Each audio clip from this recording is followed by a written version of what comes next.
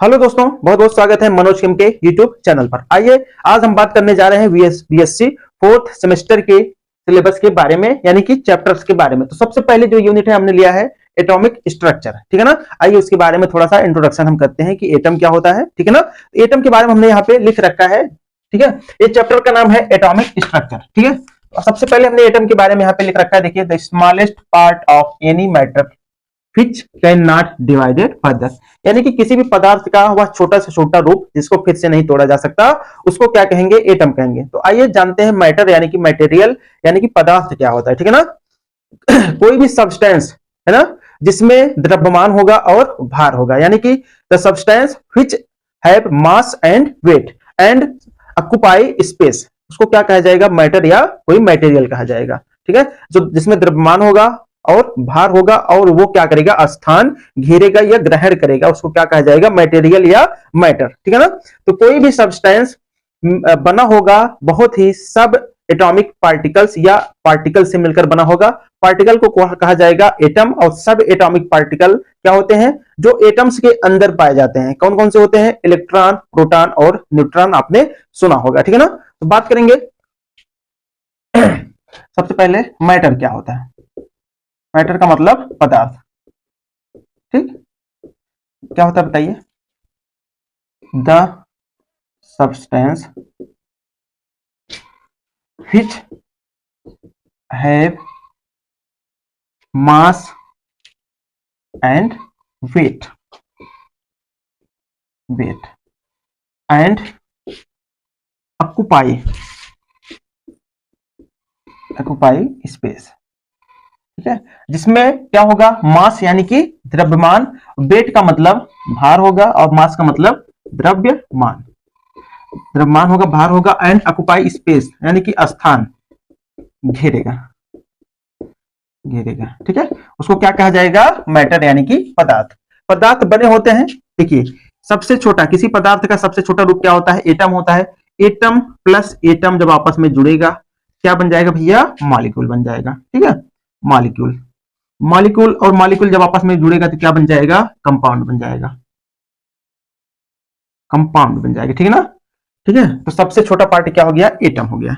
अब इसी एटम की बहुत सी थियरीज आई, क्योंकि एटम बहुत छोटा होता है, खुली आंखों से नहीं देखा जा सकता। इसको देखने के लिए इलेक्ट्रॉन माइक्रोस्कोप की आवश्यकता होती है, और उसी देखने के आधार पर बहुत सी थ्योरीज सामने आई, ठीक है ना। कुछ थ्योरीज के बारे में आपके चैप्टर्स में डिस्कशन है, उसको हम बारी बारी से पढ़ेंगे, ठीक है ना। तो थोड़ा सा इसके बारे में और जान लेते हैं।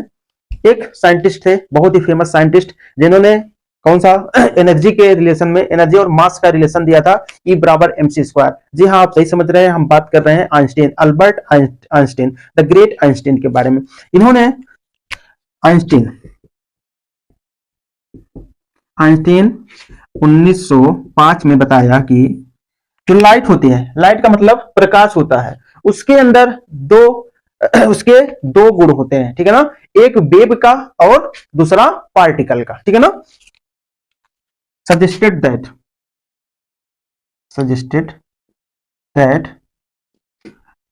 light have two properties, that is, इसका मतलब आई ई, कौन सा? वेव एंड पार्टिकल, ठीक है, वेव और पार्टिकल। और उसके बाद एक साइंटिस्ट आए, डी ब्रॉगली, इनका पूरा नाम था लुइस डी ब्रॉगली, 1924 में। इन्होंने बताया कि जितने भी मटेरियल पार्टिकल होते हैं वो सभी मोशन यानी कि गति करते हैं, ठीक है ना। इन्होंने बताया कि all material particle are in constant motion, लगातार क्या करते हैं? गति करते हैं, ठीक है। अच्छा, मटेरियल पार्टिकल क्या होंगे बताइए?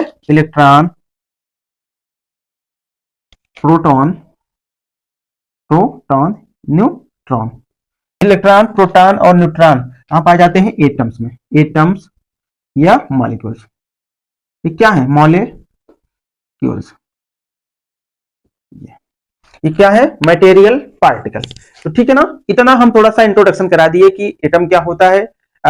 एटम के संदर्भ में या प्रकाश के कण के संदर्भ में आइंस्टीन ने क्या कहा कि लाइट के जो पार्टिकल होते हैं उनके अंदर दो प्रॉपर्टी होती है, कौन सी, एक पार्टिकल की और दूसरा क्या होती है, वेव की। उसी समय 1924 में एक साइंटिस्ट है जिनका नाम था डी ब्रॉगली, पूरा नाम था लुइस डी ब्रॉगली। उन्होंने बताया कि जितने भी मटेरियल पार्टिकल यानी कि जिससे मिलकर कोई पदार्थ बना होगा, जैसे कि इलेक्ट्रॉन्स, प्रोटॉन और न्यूट्रॉन या एटम्स या मॉलिक्यूल, क्या करते हैं, एक लगातार गति करते रहते हैं। ठीक है ना, तो ये था थोड़ा सा इंट्रोडक्शन जो आपका चैप्टर है एटॉमिक स्ट्रक्चर का। तो कल से हम ये क्लासेस जो है नेक्स्ट वीडियो में हम क्लासेस को कंटिन्यू करेंगे। तो ठीक है, ये थोड़ा सा इंट्रोडक्शन था।